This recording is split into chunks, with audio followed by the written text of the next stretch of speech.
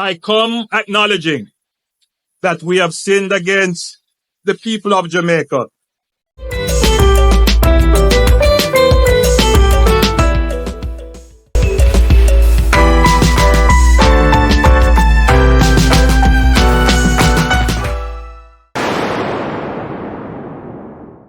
Loyal viewers and subscribers, give thanks for life, give thanks for your continued support. Today on the Avenue we will be looking at Dr. Despicable 28, Prime Minister Andrew Holness, as him deliver him speech in St. James at the National Housing Trust groundbreaking ceremony for housing development, as he stated, my people. So let's get into it and hear what this man got to say, and leave your thoughts and views in the comment section and let us have that discussion. If you are new here, forward to the Avenue. Don't forget to like, share and subscribe to the channel. Let's get into it and hear what Dr. Despicable got to say. To thank up this ring in prayers, let me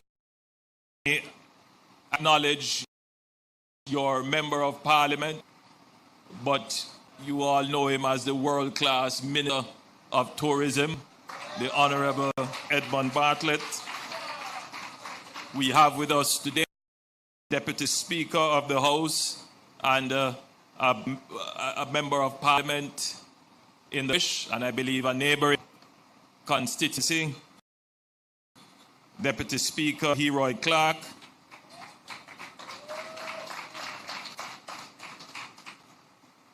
I want to acknowledge the chairman of the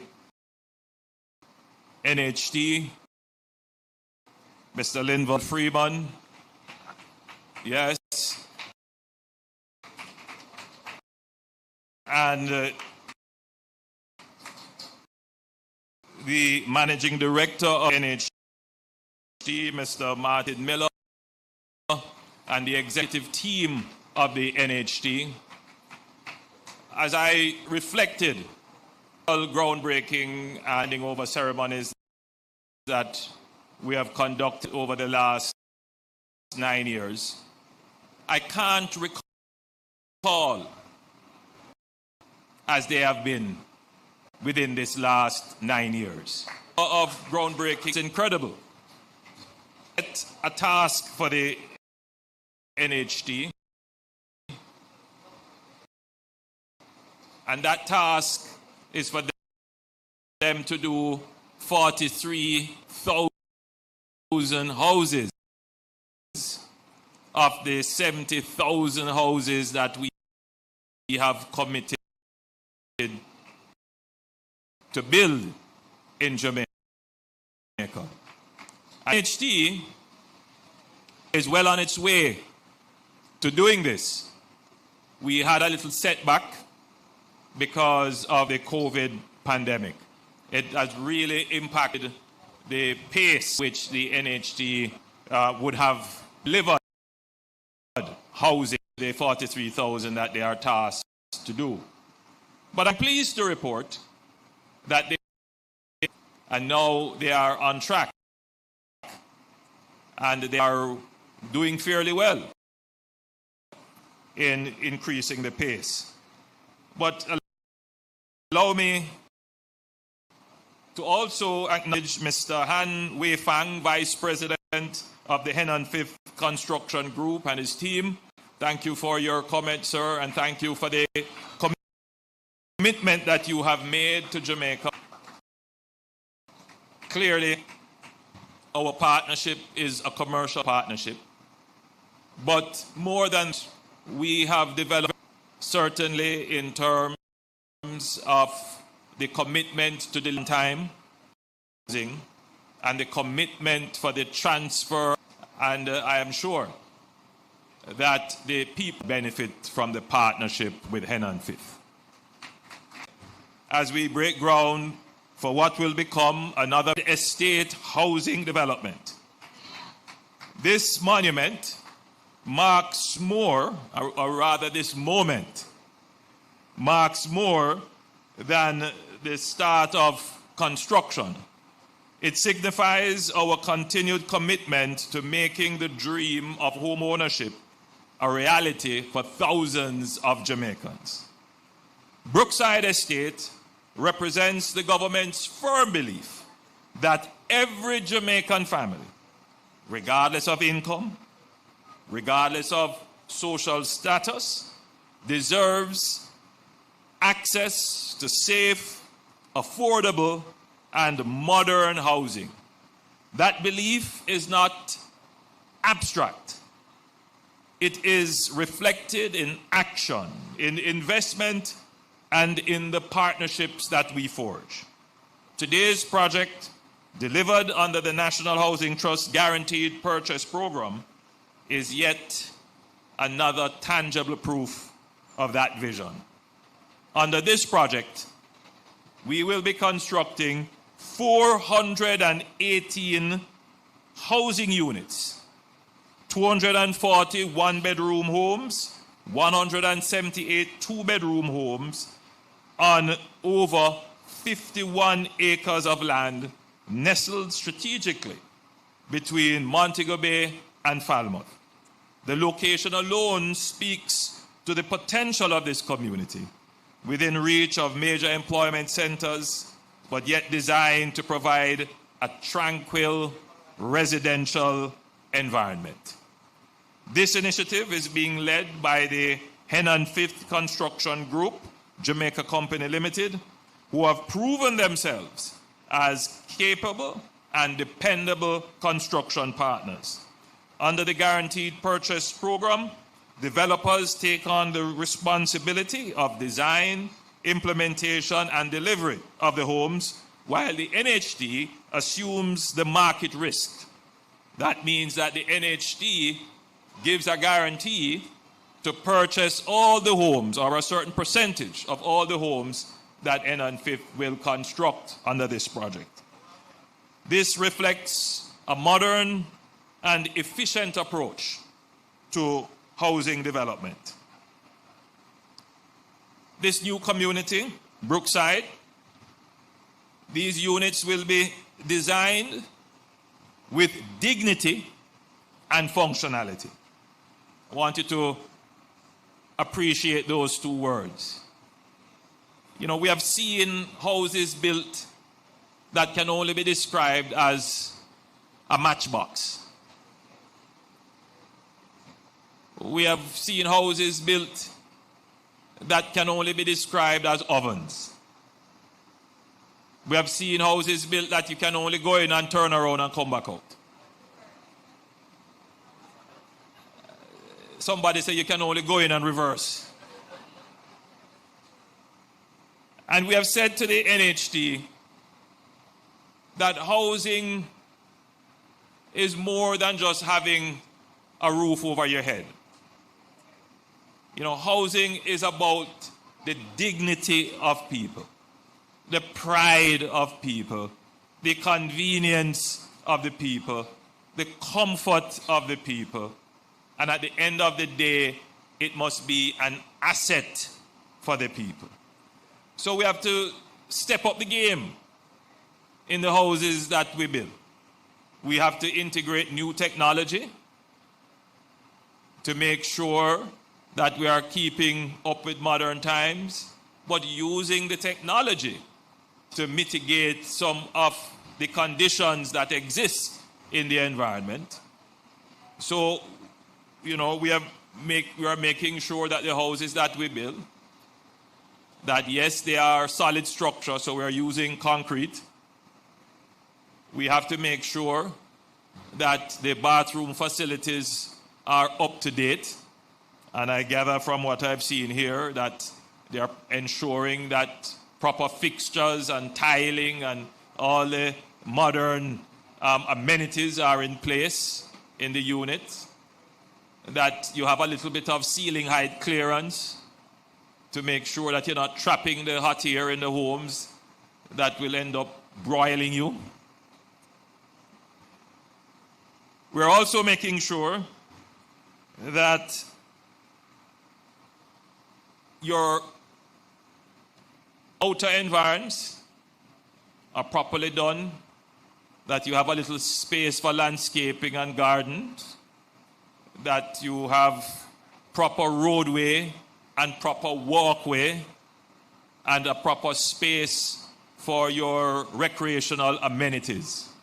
So we have taken the time to make sure that this community will not only be one where you just come home and sleep, but this is somewhere that you can actually live and enjoy your life.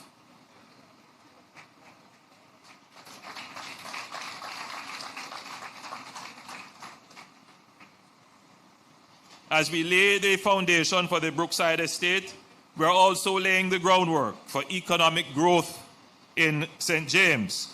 This development will serve as a catalyst for job creation and local business stimulation. During the construction phase, we anticipate the creation of numerous employment opportunities for skilled and unskilled workers in the region. From masons and carpenters to electricians and plumbers, this project will engage a diverse workforce, providing them with steady income and valuable experience. Moreover, the influx of residents to Brookside Estate will spur demand for goods and services benefiting local entrepreneurs and small businesses. From grocery stores and pharmacies to schools and transportation services, the community's growth will have a ripple effect, invigorating the local economy. Indeed, your Member of Parliament is very eager to create an urban space in this suburban area. And he has given it a name already.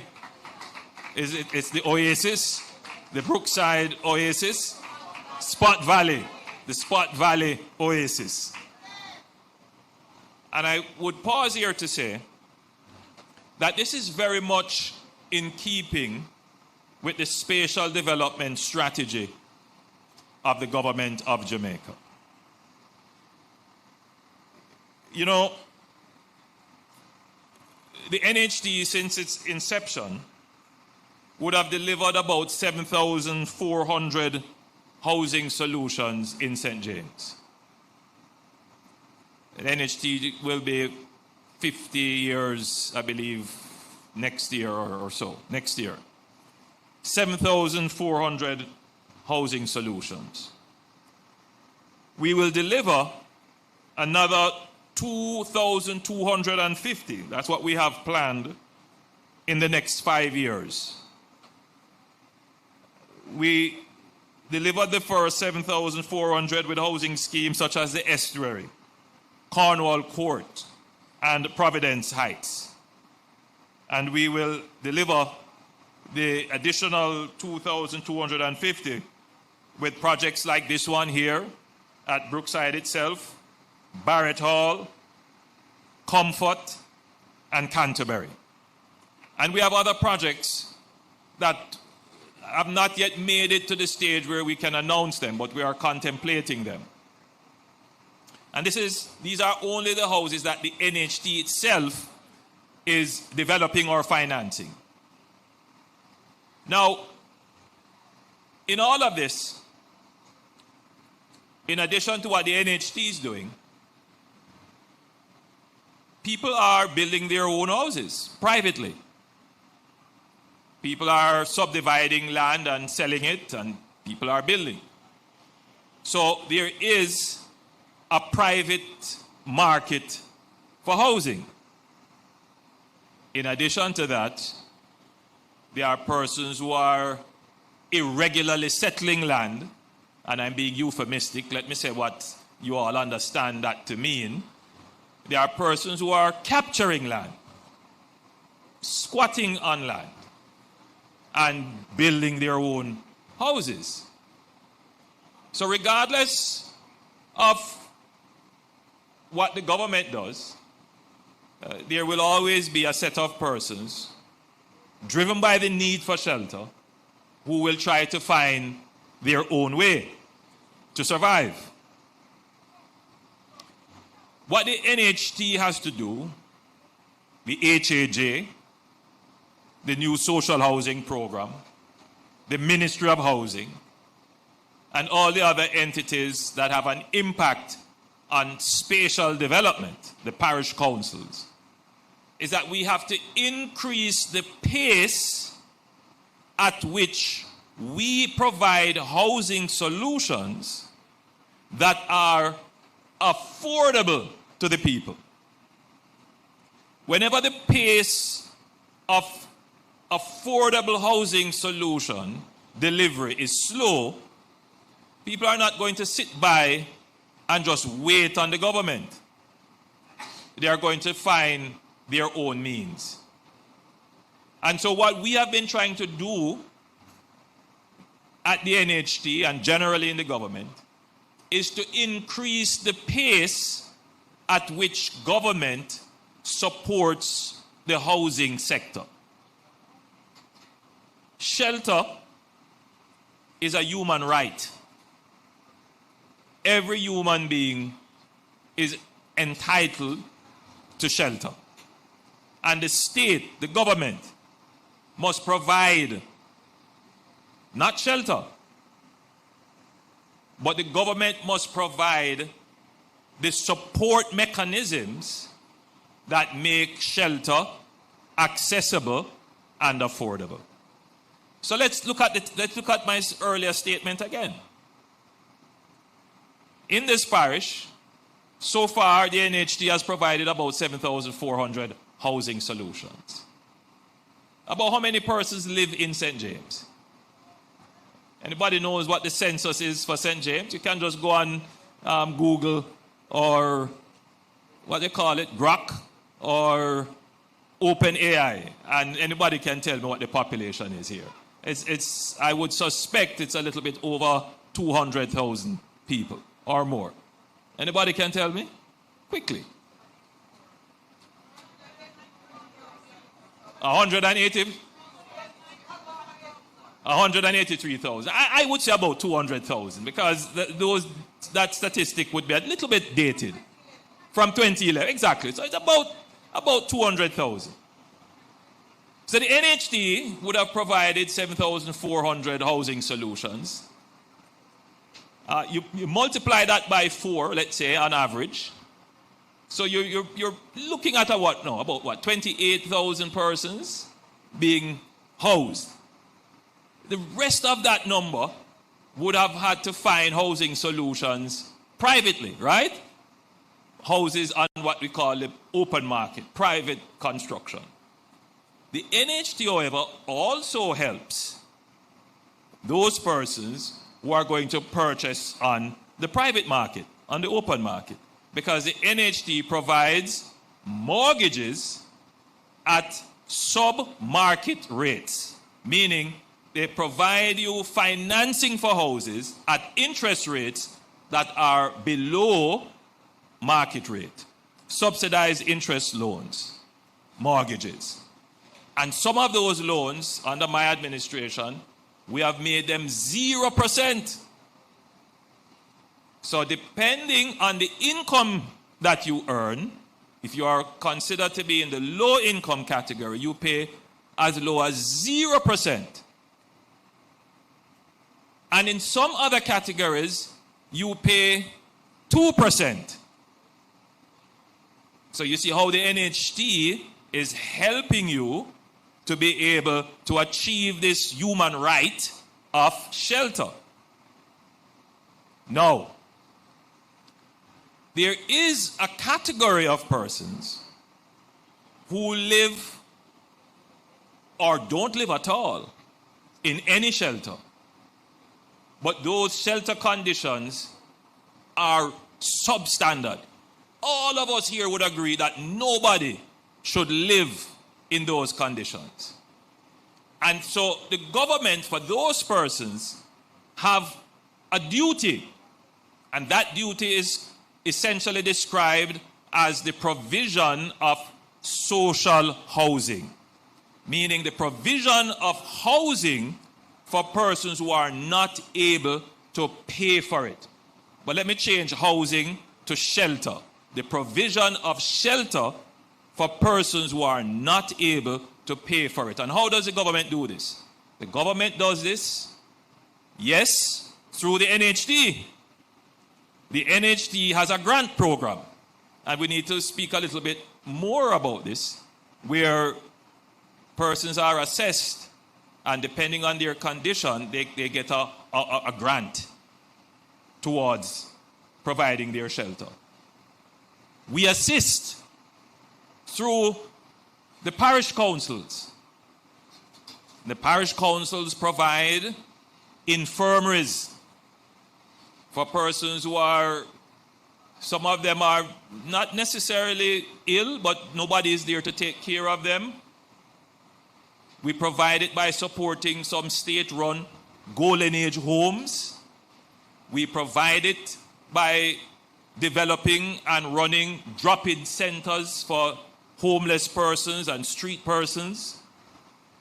And we have now, under my administration, developed a new program called the New Social Housing Program, where we provide housing for Jamaicans who are unemployed, elderly, pregnant and lactating, large families, families in distress, families at risk of environmental conditions, where we build these houses for persons and hand it over to them in an attempt to create intergenerational wealth in the family to break the cycle of poverty. So you see the programs that the government has that is helping you, all of you here can participate in some way or the other in acquiring shelter solutions. So we are dealing with people who have income and can afford, and people who don't have income and can't afford. Now, I'm not here telling you that the government's overall shelter policy works very well. It is a constant struggle to improve it. But I am here to tell you that we are much better off today in the provision of housing than we were 10 years ago.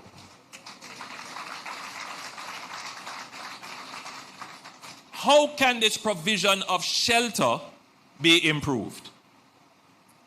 All right. As I like to say, we are in the promising season. And there are some politicians who are going to come to you knowing your frustration, knowing your disgruntlement, knowing your anger, and try to feed upon that frustration, feed upon that anger, and make promises that may sound good to you now, but cannot be fulfilled. They're going to make promises to you that may address your concern now, and you may even vote or change your vote as a result of it. But when it comes time to fulfill it, it can't be fulfilled. And then you become part of the disbelieving, frustrated voter who believes that politics can't change anything. In other words, this cycle of political apathy, this is what created it. In my lifetime as a political representative, I have tried my best, and I think I've done very well, to avoid making promises that cannot be kept. And if these promises, if I've made and I can't keep them, rest assured that I have come to you and said, As you can hear, my people, that's all for now. What is your thoughts and views on all of this? Leave them in the comment section and let us have that discussion. If you are new here, forward to the Avenue. Don't forget to like, share and subscribe to the channel and watch the videos. Thank you very much. Catch you in the next one. I'm out for now.